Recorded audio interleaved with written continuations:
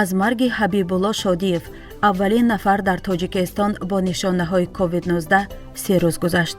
мақомоти Тоҷикистон то ҳанӯз вуҷуди ин беморӣ дар Тоҷикистонро расман эътироф намекунанд, ҳарчанд даҳҳо беморро барои қабули мубталоёни ин беморӣ ихтисос доданд. расонаҳо ҳам имрӯз аз корона, мубталоёни он ва маргумир аз он камтар гуфтанд. зоҳиран расонаҳо ҳам ба ин натиҷа расиданд, ки дигар имкони зикри ҳамаи ҳаводиси вобаста ба корона ғайриимкон аст. аммо шабакаҳои иҷтимоӣ пур аз ахбори гирифторон ва фавтидагон аз COVID-19 буданд. бинобар ин мо тасмим гирифтем бархе аз хабарҳои нашршуда дар шабакаҳои иҷтимоиро ҳам бозгӯ кунем.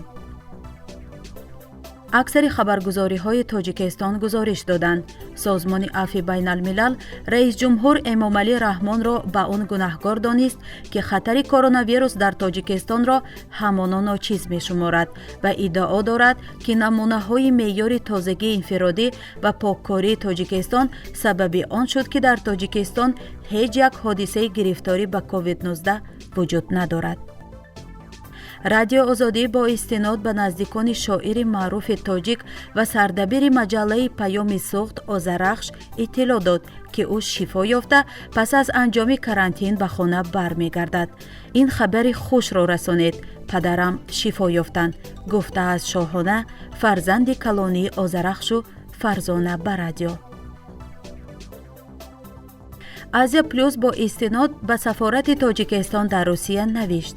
3 парвози ҳавопаймоҳои чартерӣ танҳо барои баргардонидани шаҳрвандони Русия аз Тоҷикистон ва дигар кишварҳо ташкил карда мешавад. Сафорат аз ҳамаи ҳамватанон хоҳиш кардааст, ки ба маълумоти шубҳанок ва носанҷида бовар накунад ва дар сурати пешниҳоди фурӯши билети ҳавопаймо аз ҷониби шахсони алоҳида аз харидории чунин билетҳои ҳавопаймо худдорӣ намоянд. паём бо истинод ба Ҷамшед Ёров хабар дод, ки ҳарорати бадани Бузургмеҳр Ёров вакили дифои маъруф ва зиндонии сиёсии тоҷик баланд аст, аммо масъулини зиндон асосе барои бистарӣ кардани ӯ намебинанд. мақомоти зиндон сабаби таб кардани Ёровро аз боло будани ҳарорати зиндон донистаанд. ахбор рӯи хати 11 нафар фавтидагон аз корона дар 2 рӯзи охир дар вилояти Суғдро нашр кард. ин сайт навишт, аз аввали моҳи апрел шумори расонаишудаи онҳое ки дар бемористонҳои Тоҷикистон аксар бо аломатҳои пневмония вафот карданд аз 50 нафар гузаштааст. беш аз 30 ҳолати марги шаҳрвандон аз пневмония дар вилояти Суғд сабт шуданд.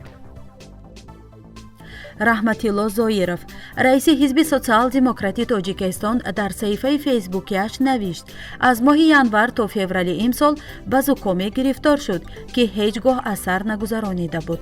ба қавли сиёсатмадори шинохта, ӯ аз 20 январ то 2 феврал бемор буд ва дар ин муддат ҳамсар ва писараш ҳам ба чунин зуком гирифтор шуданд.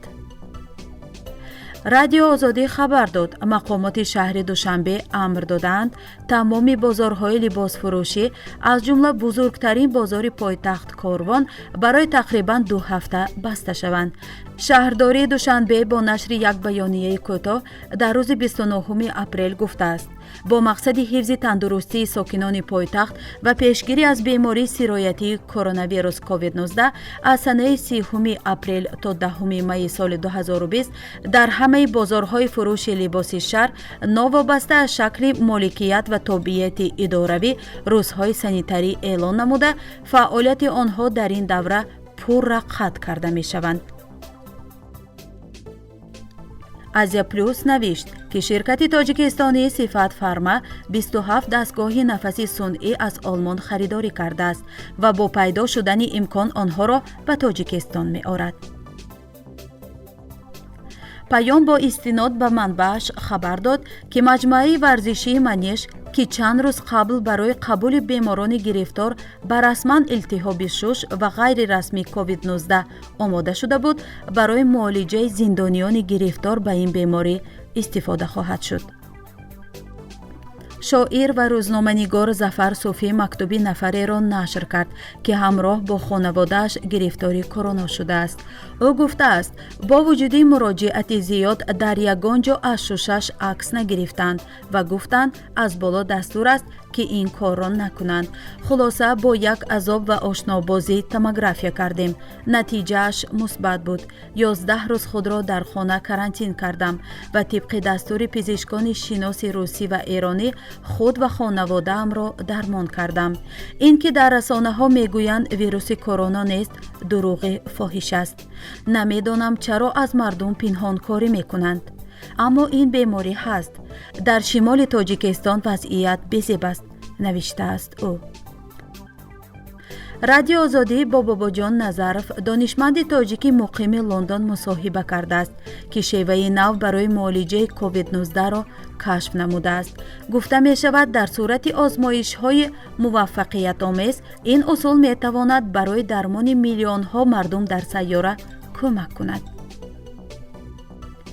азия плюс навиштааст, вазорати тандурустӣ чанд рӯзи охир аслан ба суолҳои рӯзноманигорон посух намедиҳанд.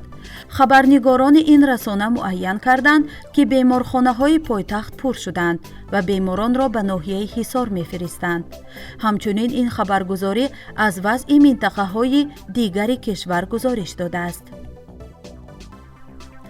дар ҳамин ҳол Фарҳод Одинаев, фаъоли сиёсӣ ва роҳбари собиқи САТВ, бо истинод ба наздиконаш дар ноҳияи Ҳисор навиштааст: дар Ҳисор эпидемия. қариб дар ҳама хонаҳо бо симптомҳои COVID-19 бистариянд. беморхонаҳо ҳама пур, фақат бо таби баланд ва пневмония қабул мекунанд.